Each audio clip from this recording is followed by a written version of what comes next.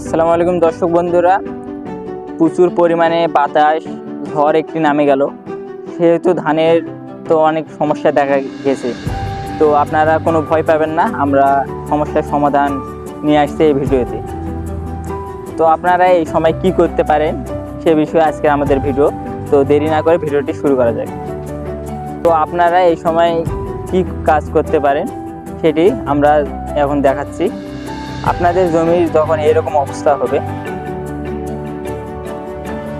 তো বাতাস প্রচুর হওয়ার কারণে ধানগুলো অনেক এভাবে মুচড়ে গেছে, ধমকে গেছে, পাতাগুলো ভেঙে যাওয়ার ফলে দেখা যাচ্ছে 2 থেকে 3 ইঞ্চি পর্যন্ত পাতাগুলো শুকিয়ে গেছে। তো আপনারা অবশ্যই এই ক্ষেত্রে চ্যাম্পিয়ন ব্যবহার করতে পারেন। এখানে কপার হাইড্রোক্লোরাইড, এটি সাধারণত এর সঙ্গে আপনারা অবশ্যই সিলেটেড জিঙ্ক এবং চ্যাম্পিয়ন, এই দুটি আপনারা যখন বেলা সন্ধ্যা হয়ে যাবে, তাপমাত্রা কমে যাবে, সেই সময় বিঘা প্রতি 2 থেকে 3 ট্যাঙ্ক আপনারা স্প্রে করে দিয়ে দিন। তো এইরকম সমস্যা হলে আপনারা আবার এখানে দ্বিতীয় চাপান সারটি খুব দ্রুত দিতে হবে, কেননা এটি পটাশিয়াম ডেফিসিয়েন্সির জন্য হয়ে থাকে। তো আপনারা কতখানি পটাশ সার ব্যবহার করবেন বিঘা প্রতি? 33% 1 বিঘায়, এটি আমরা বলছি।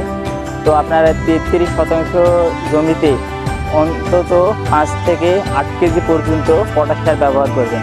এটি আপনারা যখন গাছের পাতায় শুকিয়ে যাবে সেই সময় ব্যবহার করবেন, কেননা এটি পাতাদের মধ্যে আটকে গেলে এই পাতাগুলো সমস্যা দেখা দিবে আরও। তো এইভাবে আপনারা যদি এগুলো ব্যবহার করেন, আপনাদের জমি অনেক সুন্দর দেখা যাবে। এগুলো আপনারা তো খুব দ্রুত ব্যবহার করুন। তো আমরা 20% জমির জন্য পটাশ সার নিয়ে এসেছি। এখানে পটাশ সার অন্তত 6 কেজি আছে।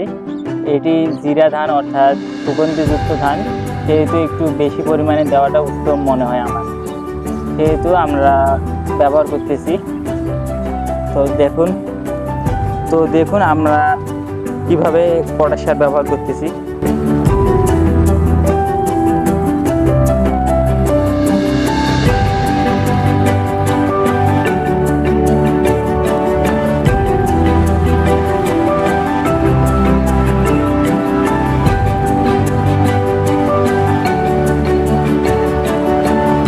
তো আপনারা এভাবে যদি ট্রিটমেন্ট করে দেন, তাহলে আপনাদের গাছ প্রপার সুন্দর হয়ে যাবে।